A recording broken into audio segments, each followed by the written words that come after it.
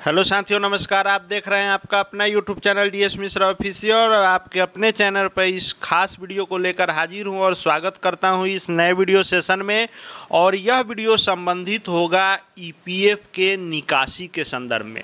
जी हां साथियों, जैसा कि हम जान रहे हैं कि सभी नियोजित शिक्षकों को सितंबर 2020 से ईपीएफ का लाभ मिला था।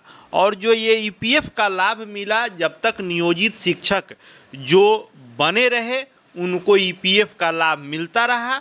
नियोजित शिक्षकों में से जो शिक्षक या तो सक्षमता उत्तीर्ण करके आपको विशिष्ट शिक्षक बन गए या बीपीएससी टीआरई 1 हो, 2 हो, 3 हो, इसके माध्यम से विद्यालय अध्यापक बन गए या फिर हेडमास्टर या हेड टीचर में नियुक्त होंगे, इन सभी को ईपीएफ से बाहर होना होगा। क्योंकि जब आपको एनपीएस का लाभ मिल जाएगा तो आपको जैसे ही एनपीएस वाले जॉब में आप जाएंगे वैसे ही जो ईपीएफ आपको मिलता था, ईपीएफ के बदले जब एनपीएस में जाएंगे तो ईपीएफ आपका क्लोज हो जाएगा।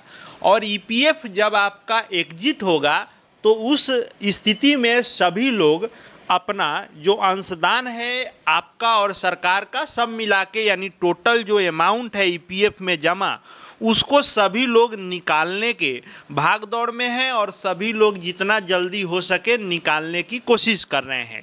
इस बीच ये बातें आ रही हैं कि ईपीएफ को निकालना, ईपीएफ के राशि को निकालना आपके लिए भारी नुकसानदायक हो सकता है, आपको भारी हानि हो सकती है। यदि आप ईपीएफ की राशि निकाल रहे हैं तो इस न्यूज के पीछे, इस बात के पीछे क्या सच्चाई है और इसके क्या मायने हैं।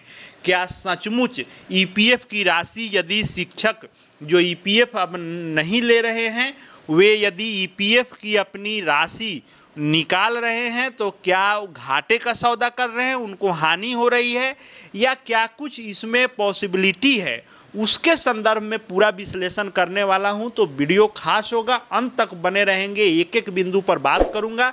और यदि चैनल से अब तक नहीं जुड़े होइएगा तो चैनल को सब्सक्राइब करके बेल आइकन को प्रेस कर लेंगे ताकि आगे आने वाले हर महत्वपूर्ण वीडियो की जानकारी आप तक मिलती रहेगी। तो जो ईपीएफ में राशि जमा है नियोजित शिक्षकों की, तो जो इसमें अभी नियोजित शिक्षक बने हैं उनके लिए तो कोई बात नहीं है, क्योंकि उनका ईपीएफ अभी जमा हो रहा है और वे ईपीएफ में बने हुए ही हैं। लेकिन जो शिक्षक नियोजित शिक्षक से या तो विशिष्ट शिक्षक या विद्यालय अध्यापक इत्यादि से बाहर हो रहे हैं तो उनके ईपीएफ में 3 प्रकार की राशि जमा है।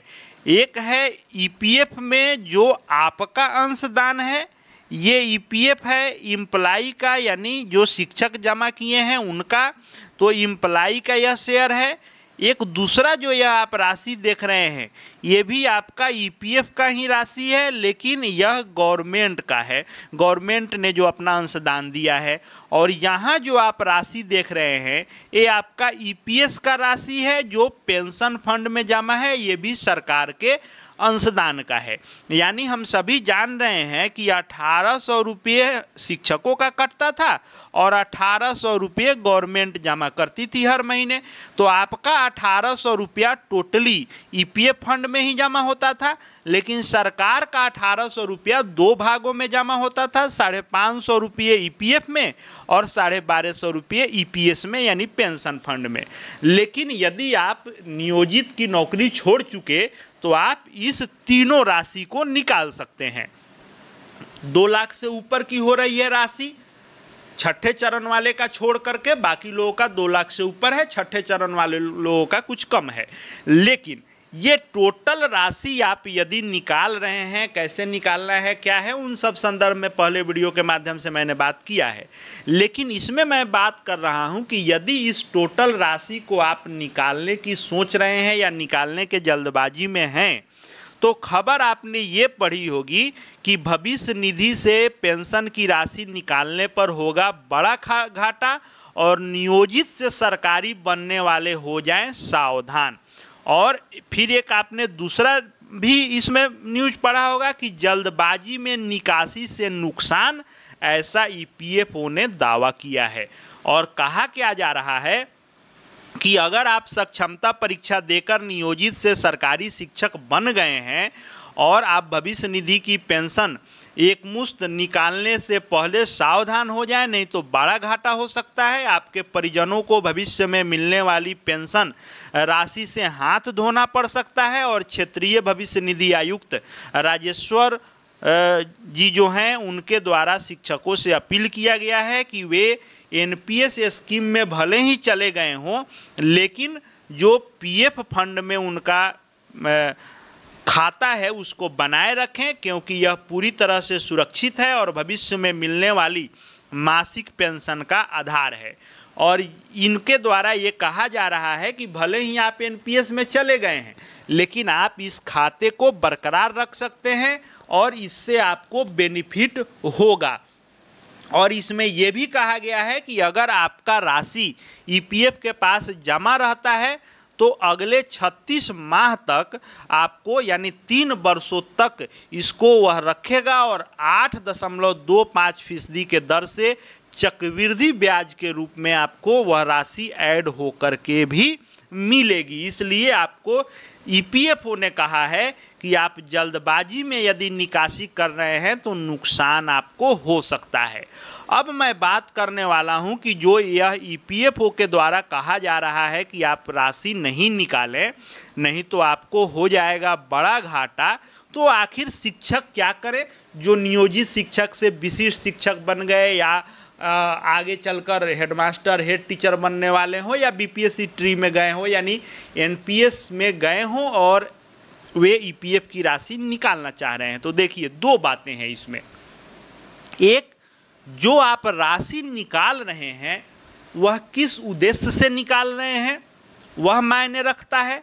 अब जैसे मान लीजिए कि कोई वैसी आवश्यकता आपको है जिसका बिना इसके निकले कार्य नहीं हो सकता है, वह यदि आपको कार्य है, इमरजेंसी है, तो निश्चित रूप से आप अपना राशि निकाल सकते हैं, क्योंकि इसमें 3 वर्ष तक जो ब्याज मिलना है वह 8.25 के हिसाब से मिलना है, या पेंशन की राशि जब तक है, इस बीच में यदि ऐसा हो नहीं लेकिन किसी के साथ किसी प्रकार की दुर्घटना हो सकती है तो उनके परिवार के लोगों को जो भी पेंशन मिलना है इसके तहत वह मिलना है। बड़ी राशि नहीं है, छोटी राशि ही, लेकिन मिलेगी। अब बात आती है कि नहीं निकालने से क्या फ़ायदा और निकालने से क्या फ़ायदा।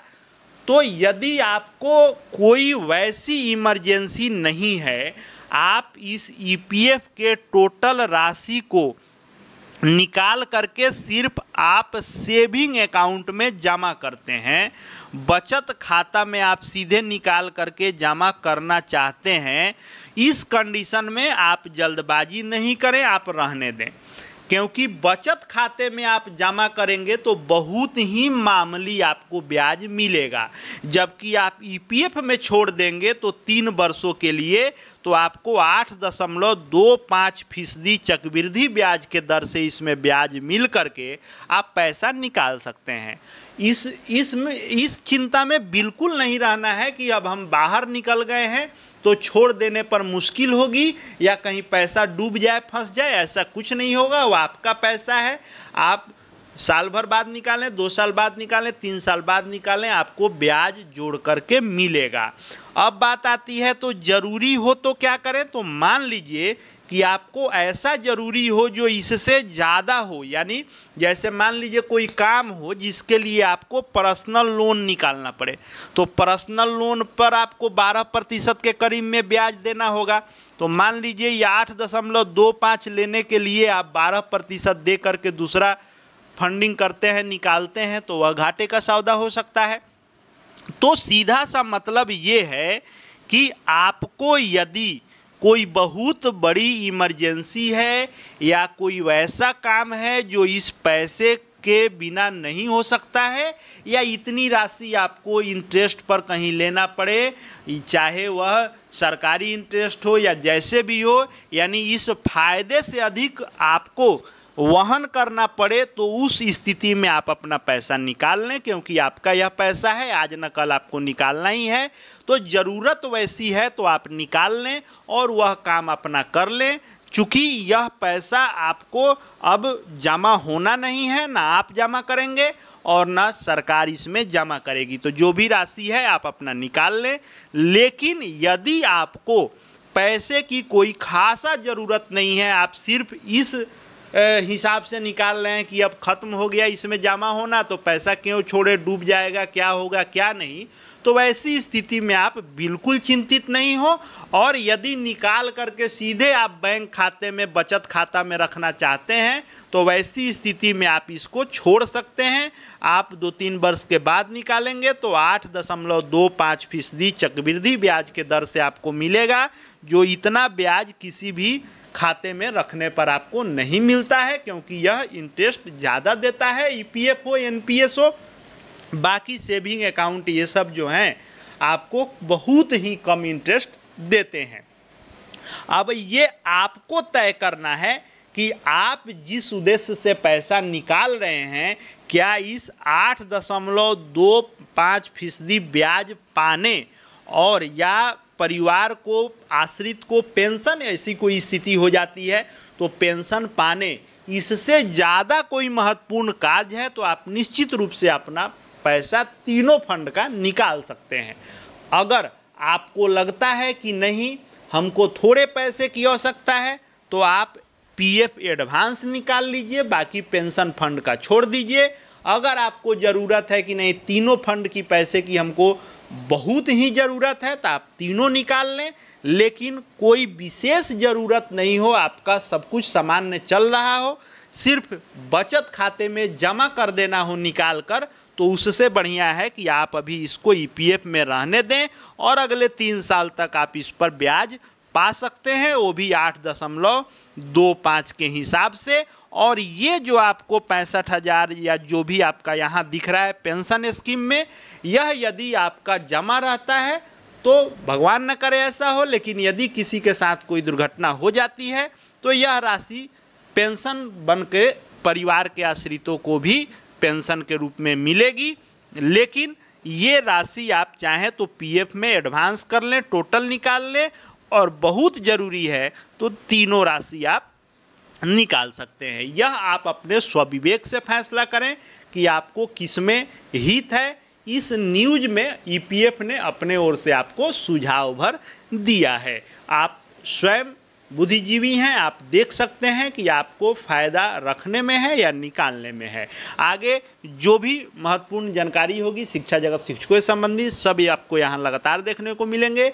चैनल से जुड़ जाएंगे, चैनल को सब्सक्राइब करके बेल आइकन को प्रेस कर लेंगे। साथ ही हमारे Telegram channel DS Mishra official से भी जुड़ सकते हैं, वहाँ विभागीय हर पत्र PDF आपको अपडेट मिलते रहेंगे।